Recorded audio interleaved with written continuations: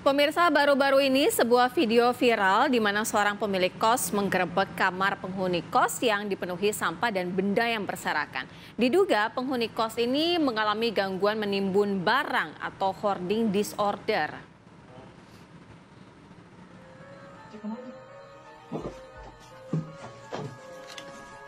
Dalam video yang beredar, terlihat pemilik kos mendatangi salah satu kamar untuk melihat kondisi di dalamnya. Betapa terkejutnya pemilik kos saat mendapati kamar yang disewakan tersebut dipenuhi sampah. Tidak hanya kondisi kamar yang berantakan, tetapi juga tercium bau tidak sedap dari ruangan tersebut. Penghuni kamar kos diduga mengidap hoarding disorder.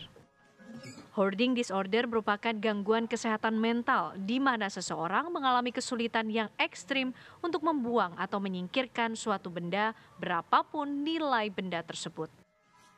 Akibatnya, barang bertambah banyak dan menumpuk, sehingga menimbulkan masalah kesehatan bagi penderita dan orang lain yang tinggal bersamanya.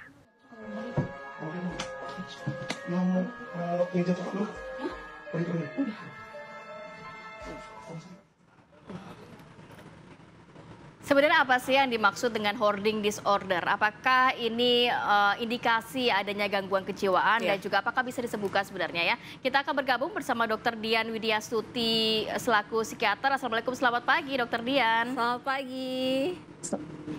Selamat pagi, Mbak Sera, Mbak Rati. Dokter Dian, kita mengacu pada kasus yang baru saja kita tampilkan. Ini di sebuah kamar kos yang penuh dengan barang begitu ya, mengakibatkan mungkin juga ini bau tidak sedap dan lain sebagainya begitu. Dokter Dian, berbicara mengenai hoarding disorder, ini sebenarnya apa sih dok? Apakah memang ini indikasi sebuah gangguan kejiwaan kepada seseorang?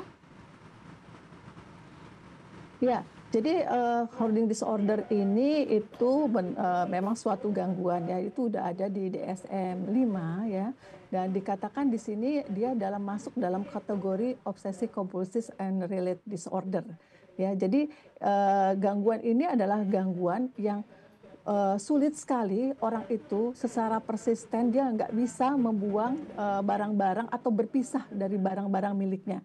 Dia tuh nggak bisa sama sekali dipisahkan. Nah, kesulitan ini barang-barangnya itu biasanya barang-barang yang nggak ada nilainya, ya nggak ada nilainya terlepas dari nilainya apapun, tapi menurut dia itu sangat berharga. Nah, kesulitan ini juga dipersepsikan sebagai kebutuhan dia harus menyimpan barang ini, dan ketika hanya berpikir barang ini akan dibuang, dia akan mengalami stresnya itu sangat berat. Nah, dia bahkan bisa jadi sangat impulsif, bisa marah-marah, dia bisa mengamuk ketika barang itu dibersihkan orang lain atau hanya disentuh orang lain. Nah, ini dia bisa melakukan masalah emosi yang sangat berlebihan ya. Nah, kesulitan untuk membuang barang ini kan mengakibatkan dia menimbun barang dia terus-menerus. Ini kan seperti dilihat nih dari gambar ini nih dari TikTok ini, kita bisa lihat nih barang-barang semua nggak ada celahnya ya. Kita bisa lihat di situ kotor sekali, mungkin ada serangga-serangga, ada binatang-binatang, ada ventilasinya juga nggak cukup baik. Padahal untuk kesehatannya sendiri itu sudah tidak baik untuk dia, tapi dia nggak bisa sama sekali untuk melepaskan itu semua. Nah, biasanya perilaku seperti ini intinya bahwa dia menimbulkan gangguan dia secara fungsi, baik secara fungsi sosialnya, fungsi perannya, ya fungsinya dia sehari-hari itu sangat terganggu, dan orang sekitarnya itu juga sangat sangat terganggu dengan tadi ya baunya yang luar biasa ya dan sebagainya. Nah, terus tapi perilaku ini kita juga harus bedakan bahwa dia bukan disebabkan karena penyebab organik ya, penyebab bahwa dia ada mungkin kelainan stroke ya, penyakit yang lain atau penyakit depresi atau yang lain, itu nggak ada hubungannya dengan penyakit-penyakit tersebut. Tapi mungkin ada komorbidnya. Mungkin ada yang mengakibatkan memperberat kondisi tersebut sehingga dia tidak bisa melepaskan barang-barang yang dipikirnya sangat bernilai buat dia. Gitu, Kak. Jadi paling besarnya itu ada insekuritas. Si pengidap hoarding disorder ini mengetahui tidak kalau dirinya ini tidak baik-baik saja, mengalami gangguan dengan suka menimbun barang, atau bahkan dia kalau misalnya di dunia luar biasa-biasa saja, tidak terlihat seperti orang yang mengidap hoarding disorder? Ya, kadang-kadang ya gangguan ini kan, tidak terdiagnosis karena mereka tidak mau untuk membicarakan masalah ini. Mereka juga nggak paham bahwa ini mungkin suatu Mmm, gangguan yang harus, di-treatment, diterapi.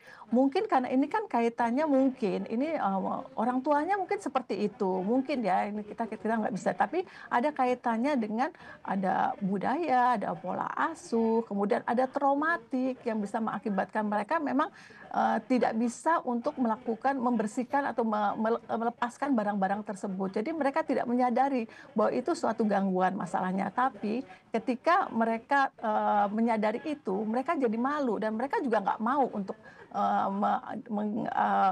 mengatakan bahwa mereka itu perlu mmm. pertolongan. Ya akibatnya mereka malah mengisolasi diri gitu, Kak. Mhm. Dokter, kalau berbicara mengenai hoarding disorder ini sebenarnya bisa diketahui sejak usia berapa, Dok? Apakah memang bisa disembuhkankah atau memang seperti apa memang?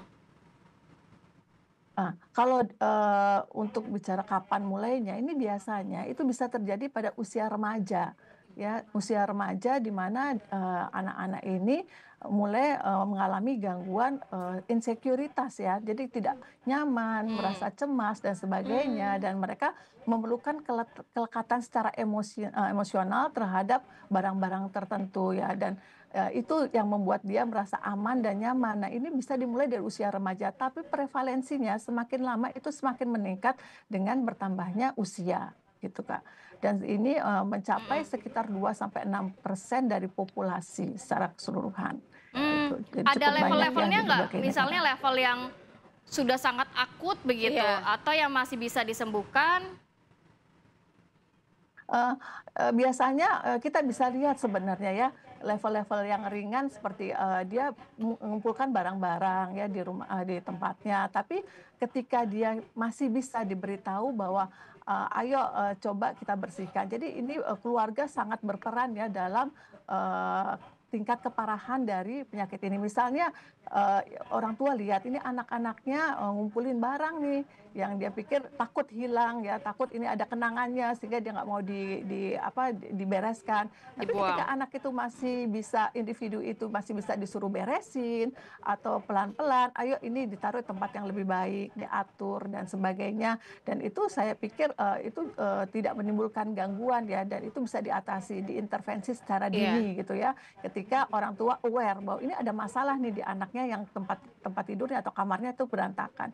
Dan ketika kita melakukan intervensi dini, itu sangat bisa untuk diperbaiki. Nah, kalau sudah, dibiarkan ya, kadang-kadang kan ini kaitannya dengan, masalah emosi ya, regulasi emosinya.